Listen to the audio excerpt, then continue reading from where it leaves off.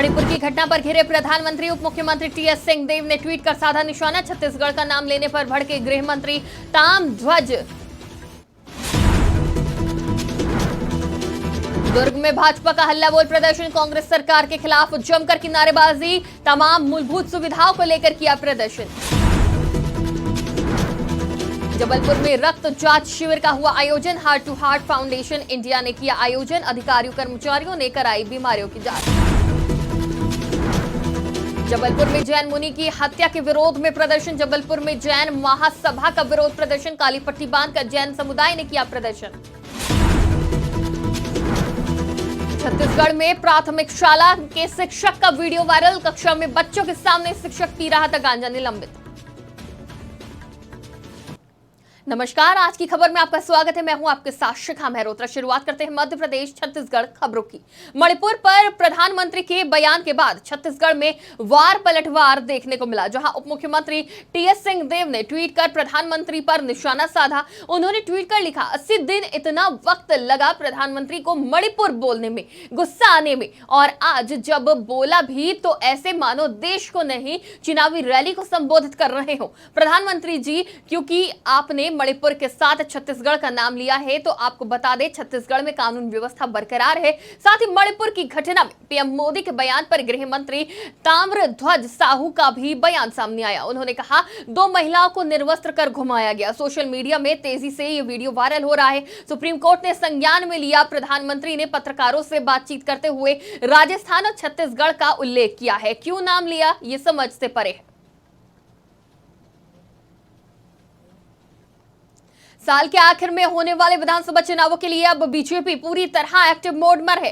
BJP हर हाल में सत्ता में वापसी करना चाहती है, जिसके लिए तमाम तरह की बीजेपी द्वारा कार्य योजनाएं बनाई जा रही हैं। इसी कड़ी में दुर्ग शहर विधानसभा में आज बीजेपी के द्वारा जमकर हल्ला बोल जंगी प्रदर्शन किया गया और जमकर नारेबाजी की गई। इस प्रदर्शन में सैकड़ों की तादाद में बीजेपी के कार्यकर्ताओं ने जमकर विधायक अरुण वोरा और कांग्रेस सरकार के खिलाफ हल्ला बोला, तो वही बीजेपी ने शहर की तमाम मूलभूत सुविधाओं को लेकर प्रदर्शन भी किया। दुर्ग नगर निगम और दुर्ग विधानसभा में 4.5 साल, पौने 5 साल में फुटे कौड़ी विकास काम नहीं हुआ। हम लोग भिन्न भिन्न मंचों के माध्यम से समय समय पर लगातार मांग करते आ रहे हैं कि समस्याओं का निदान होना चाहिए। जैसे सड़क, सारे गड्ढे हैं।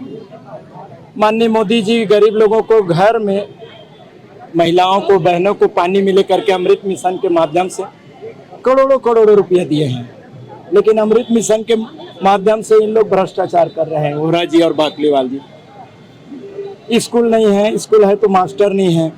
जुआ, सट्टा, अवैध शराब, चरस, भांग, गांजा और महादेवा सब इन लोगों के संरक्षण में। जबलपुर नगर निगम में आज heart to heart foundation India संस्थान ने रक्त जांच शिविर का आयोजन किया। बीमारियों की निःशुल्क जांच कराई गई, जिसमें बड़ी संख्या में नगर निगम के अधिकारी, कर्मचारियों और पार्षदों ने बढ़ चढ़कर अपनी जांच कराई। मामले की जानकारी नगर निगम अध्यक्ष रिंकू बीज ने देते हुए बताया कि जिस प्रकार से व्यक्ति इस समय अपने कामों में व्यस्त रहता है, अपने शरीर का ख्याल रखना भूल जाता है, तो ऐसे में 40 वर्ष से अधिक लोगों को 3 से 4 माह में अपना खून की जांच कराते रहना चाहिए, ताकि उसमें शुगर, बीपी और कोलेस्ट्रॉल जैसी बीमारियों का उसे पता लग सके, ताकि वो अपना ख्याल रख सके। हार्ट टू हार्ट फाउंडेशन के द्वारा जो यहाँ पे कैंप लगाया गया है, माननीय नगर निगम अध्यक्ष हमारे रिंकू विज जी के द्वारा लगाया गया है। निश्चित रूप से जान है तो जहान है, क्योंकि कोरोना काल के बाद ऐसा समझ में आ रहा है कि लोगों में कई प्रकार की बीमारियाँ आ रही हैं, मगर जब तक व्यक्ति को जागरूक नहीं किया जाएगा, और जागरूकता लाने का एक ही माध्यम है, वो है स्वास्थ्य शिविर। और स्वास्थ्य शिविर के माध्यम से जब सभी प्रकार के जांचें हो रही हैं, यदि कोई जांचें अपनी कहीं ना कोई कमजोरी आती है तो उसका भी इलाज है। तो इस प्रकार फाउंडेशन इंडिया संस्था है, आपके द्वारा निगम में एक निःशुल्क शिविर लगाया गया है, जिसमें रक्त की जाँच हो रही है, ब्लड टेस्ट हो रहा है। उसमें कोलेस्ट्रॉल लेवल हो गया, हीमोग्लोबिन हो गया, शुगर हो गया, ब्लड शुगर, इस तरीके की जाँचें हैं जो पूर्णतः निःशुल्क करके दे रहे हैं। मेरा सभी अधिकारी, कर्मचारी, पत्रकार साथियों से, सभी सम्मानीय पार्षदों से आग्रह है कि निश्चित रूप से हम सभी को 3 से 4 महीने के बीच में एक बार अपने रक्त की जांच करानी चाहिए। आप सभी आइए और निःशुल्क रक्त शिविर का लाभ उठाएं। कर्नाटक में जिस प्रकार से जैन मुनि काम कुमार की हत्या की गई थी, जिसके विरोध में जैन महासभा ने पूरे भारत में बंद का आयोजन किया। 2 बजे तक अपने प्रतिष्ठानों को बंद कर जैन समुदाय के लोग प्रदर्शन कर रहे थे। इसी क्रम में जैन समुदाय के नागरिकों के द्वारा काली पट्टी बांधकर बड़ा फुहासा से मालवीय चौक तक मौन जुलूस निकाला गया। वहीं पूरी घटना का विरोध किया गया, जहां महामहिम राष्ट्रपति और प्रधानमंत्री नरेंद्र मोदी के नाम एक ज्ञापन जैन समुदाय के द्वारा एडीएम को सौंपा गया। जैन मुनि की दुर्दांत हत्या के विरोध में आज सकल जैन समाज के आह्वान पर सभी धर्मों के लोग ने आधे दिन तक अपनी दुकान बंद रख के और मौन जुलूस निकाल के जो विरोध प्रदर्शन किया है। और की हत्या हुई है जैन संतों की, अहिंसा प्रेमी समाज, सर्व समाज पूरे देश की बहुत ज़्यादा अपने में आंदोलित हो गई, आक्रोशित हो गई है। और पूरे देश में, पूरे प्रदेशों में, पूरे जिलों में और गांव-गांव में ये आक्रोशित रैली माध्यम और मौन जुलूस और अनेक आंदोलन कर रहे हैं। छत्तीसगढ़ के भरतपुर विकासखंड के शासकीय प्राथमिक शाला में पदस्थ नशेड़ी शिक्षक का एक वीडियो वायरल हो रहा है, जिसमें उसके बाद शिक्षा विभाग ने एक्शन लिया और शिक्षक को निलंबित कर दिया। कक्षा में बच्चों के सामने गांजा पीने का मामला था। आपको बता दें कि नशेड़ी शिक्षक बतौर प्रधान पाठक के रूप में पाठशाला में पदस्थ था। बलरामपुर में आज प्रदेश व्यापी आह्वान पर भाजपा के पूर्व गृह मंत्री रामविचार नेताम के नेतृत्व में जिला मुख्यालय में भाजपा के समस्त कार्यकर्ताओं और पदाधिकारियों की बड़ी तादाद में बलरामपुर चांदनी चौक हनुमान मंदिर से रैली निकालकर बलरामपुर संयुक्त जिला कार्यालय पहुंचे और राज्यपाल के नाम एसडीएम को ज्ञापन सौंपा। इस बीच भाजपा के समस्त कार्यकर्ता, पदाधिकारियों और पुलिस प्रशासन दोनों के बीच काफी नोकझोंक देखने को मिली। पुलिस प्रशासन ने भीड़ पर काबू पाने के लिए कई लेयर बैरिकेडिंग कर रखी थी, जिससे भीड़ को काबू किया गया।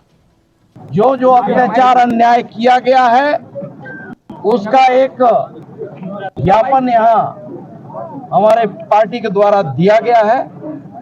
अब इनके स्तर का जो जांच होगा वो तो जांच होगा ही, लेकिन हम लोग को मालूम है कि सैया भय कुटवार तक डर का है। इनके आका के ही इतने आका का इनके ऊपर वरद हस्त इनको प्राप्त है, आशीर्वाद प्राप्त है, जिसके वजह से हम लोग को भी मालूम है कि ये अधिकारी कर्मचारियों में वो दम नहीं है। बीजेपी की ओर से विभिन्न मांगों को लेकर आज धरना और रैली का आयोजन किया गया था। उन्होंने आज धरना और रैली समापन के पश्चात शाम प्रशासन को ज्ञापन सौंपा है। उसमें बिजली एवं सड़क संबंधी मांगों को उठाया गया है। ज्ञापन उचित माध्यम से हम शासन को प्रेषित कर रहे हैं और जो संबंधित विभाग हैं उनके माध्यम से हम नियमानुसार प्रस्तुत मांगों पर विचार करके उसका शीघ्र निराकरण का प्रयास करेंगे। छत्तीसगढ़ सरकार एक ओर छत्तीसगढ़ की परंपराओं को बढ़ावा दे रही है, वहीं दूसरी ओर धार्मिक उन्माद फैलाने की गंदी नीयत रखने वाले लोगों के हौसले इतने बुलंद कैसे हो रहे हैं, ये एक बड़ा सवाल उठ रहा है। इसके पीछे आखिर किसका हाथ है, बड़ा सवाल है। 14 जून 2023 को छत्तीसगढ़ के गृह मंत्री और लोक निर्माण मंत्री ताम्रध्वज साहू के हाथों 10 लाख रुपए की लागत से निर्माण का लोकार्पण किया गया। आज भक्त माता कर्मा की मूर्ति को खंडित कर लोगों की आस्था को ठेस पहुंचाई गई है। इन तमाम बातों को लेकर बेमेतरा पुलिस हर पहलू पर गंभीरता से जांच कर रही है और उचित कार्रवाई करने की बात भी कह रही है। बहरहाल रात को नगर पालिका परिषद बेमेतरा की अध्यक्ष शकुंतला मंगत साहू ने भक्त माता कर्मा चौक पर पहुंचकर मामले को गंभीरता से लेते हुए खंडित मूर्ति की जानकारी सिटी कोतवाली थाना प्रभारी को मौखिक रूप से जानकारी देकर उचित कार्रवाई की मांग की है।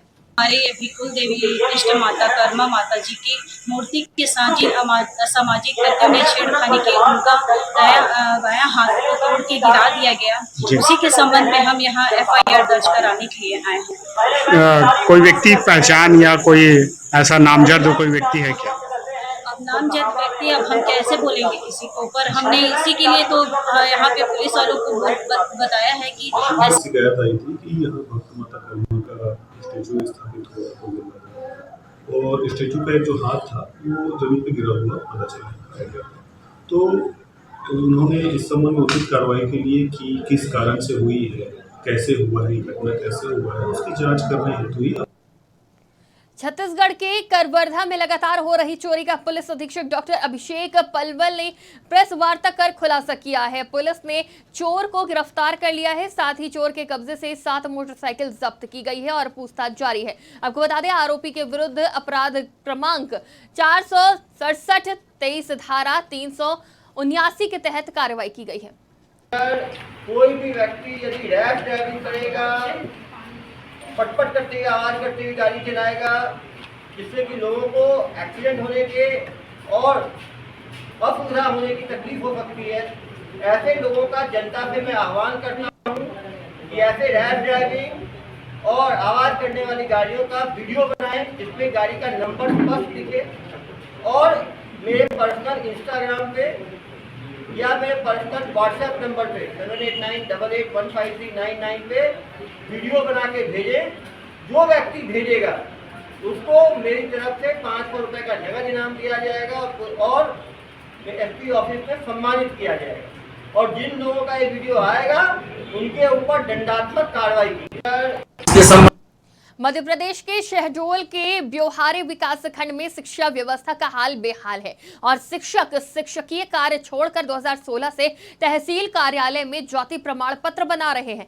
ग्राम पंचायत साखी के प्राथमिक विद्यालय लोनियान टोला साखी कृष्ण कुमार राठौर तहसील कार्यालय में जाति प्रमाण पत्र बनाने के लिए कार्यालय में रखा गया, लेकिन शासन प्रशासन ये भूल गए कि जहां से इनको लाया गया है इनको इनकी जगह वापस भेजना है। साथ ही इनके स्थान पर आज तक दूसरा शिक्षक भी नहीं भेजा गया है। फिलहाल इस संबंध में बीआरसी समन्वय मनोज कुमार केसरवानी से जब पूछा गया तो उन्होंने कहा कि एसडीएम ब्योहारी से चर्चा कर प्राथमिक विद्यालय लोनियान टोला साखी के लिए मुक्त कराने की बात कही गई है। इसके संबंध में अब ये एसडीएम ऑफिस में कैसे कौन शिक्षक अटैच है, मैं माननीय एडीएम साहब से चर्चा करूंगा, निवेदन करूंगा उनको किस कार्य के लिए अटैच किया गया है, क्योंकि समय समय पर शिक्षकों को बीएलओ है, निर्वाचन कार्य है, छात्रवृत्ति है, ये भी अपने विभागीय काम है और इसके लिए वरिष्ठ अधिकारियों द्वारा संलग्न किया जाता है। तो अपन उसकी आज चर्चा करेंगे कि वो शिक्षक किस कार्य के लिए अटैच। अपने 1 दिवसीय दौरे पर शिवपुरी आए भाजपा अनुसूचित जाति मोर्चा के राष्ट्रीय अध्यक्ष लाल सिंह आर्य, जहां उन्होंने एक निजी होटल में संत रविदास मंदिर निर्माण यात्रा को लेकर बीजेपी कार्यकर्ताओं के साथ बैठक आयोजित की। लाल सिंह आर्य ने बताया कि लगभग 100 करोड़ रुपए की लागत से विश्व का सबसे बड़ा संत शिरोमणि रविदास का मंदिर सागर में बनेगा, जिसका भूमि पूजन 12 अगस्त को देश के प्रधानमंत्री नरेंद्र मोदी करेंगे। इसके बाद लाल सिंह आर्य तेंदुआ थाना क्षेत्र अंतर्गत पहाड़ी गांव में दबंगों द्वारा मारपीट से घायल दलित महिला सरपंच गीता जाटव से मिलने जिला अस्पताल पहुंचे और उन्होंने कहा कि कांग्रेस द्वारा दलित समाज के साथ ऐसे कृत्य करवाए जा रहे हैं। भाजपा सरकार दलित समाज के साथ है और पीड़ित महिला की सुरक्षा की जाएगी। लोकतंत्र में संविधान को महिलाओं को भी बराबर जीने का अधिकार है। आदरणीय शिवराज सिंह जी ने 33% महिलाओं का आरक्षण भी किया है। उन्हें पंचायत चुनाव से लेकर और बड़े लोकसभा चुनाव लड़ने का अधिकार है। बहन गीता जाटव पहाड़ी से पंचायत है, सरपंच है। कांग्रेस के कुछ दबंग नेता कोरे कागज पर दस्तखत कराने के लिए गए कि दस्तखत कर दीजिए। सरपंच ने पूछा दस्तखत किस बात के, तो उन्होंने कहा हम किसी को निपटाने जा रहे हैं। अब किसी को मारने जा रहे हैं, इसका दस्तखत कौन कर देगा। शिवपुरी जिले के खानियाधान तहसील के बैनर तले आदिवासी समुदाय के लोगों ने एकत्रित होकर मध्य प्रदेश के मुख्यमंत्री शिवराज सिंह चौहान के नाम खानियाधाना प्रभारी तहसीलदार प्रमोद सिंह तोमर को ज्ञापन दिया। आदिवासी समुदाय की महिला और पुरुषों ने तहसील कार्यालय के प्रांगण में एकत्रित होकर सरकार के खिलाफ नारे भी लगाए। साथ ही मांग न पूरी होने पर शिवपुरी कलेक्ट्रेट के सामने भूख हड़ताल और धरना प्रदर्शन करने की बात भी कही। वहीं ज्ञापन में मुख्यमंत्री को संबोधित करते हुए सीएम से जल्द समाधान करने की मांग भी की है। ये आदिवासियों ने नारोनी पे वो डैम जो बना है, वहाँ से विस्थापित लोग हैं, इन लोगों द्वारा दूसरी जगह जो बस गए हैं, इन्होंने ज्ञापन दिया है कि हमको उसका मुआवजा नहीं मिला है। तो मुआवजे के लिए ये इस ज्ञापन को हम पहुँचा देंगे आगे प्रशासन के लिए, उस पर ध्यान रखने के लिए। हालांकि प्रशासन द्वारा भी कार्रवाई की जा रही इनको मुआवजा देने के लिए। हमने बात करी थी सुबह, तो बताया गया कि कुछ नामांतरण वगैरह गलती है, कुछ इनके द्वारा कागजात वगैरह उपलब्ध नहीं कराए गए, क्योंकि अलग अलग जगह बस गए, इसलिए कागजात इनके इकट्ठे करने में टाइम लगा। पिछले 48 घंटों से हो रही लगातार मूसलाधार बारिश से जिले के छोटे बड़े नदी नाले उफान पर है, जिससे कई ग्रामों का आवागमन बंद है। वहीं लगातार बारिश से शबरी नदी का जल स्तर भी बढ़ने लगा है, जिसे ध्यान में रखते हुए कलेक्टर हरीश एस, पुलिस अधीक्षक किरण चौहान सहित आला अधिकारी बाढ़ प्रभावित क्षेत्रों का जायजा लेने कोंटा पहुंचे। इस दौरान कलेक्टर ने राहत शिविर का निरीक्षण कर पेयजल, भोजन और बिजली इत्यादि की व्यवस्था का सुनिश्चित करने के निर्देश दिए। क्वार्टर से इधर बाढ़ आया था, सो अभी भी धीरे धीरे गोदावरी का लेवल बढ़ रहा है, इसलिए हमने अभी एक बार चेक करने के लिए आए थे। अभी का स्थिति में तो वैसे नहीं है, लेकिन आने वाले 1-2 दिन में ज़्यादा बारिश गोदावरी बेसिन में होगा तो बैक वाटर से इधर भी बाढ़ आ सकता है। तो उसके लिए प्रशासन का पूरा तैयारी है। हमने शेल्टर होम्स वगैरह फाइनल किए हैं, वहाँ के लिए बाकी व्यवस्था भी हमने पहले से करके रखे हैं। क्वार्टर मध्य प्रदेश और छत्तीसगढ़ की खबरों में फिलहाल इतना ही। देश और दुनिया की तमाम खबरों के लिए देखते रहिए आज की खबर।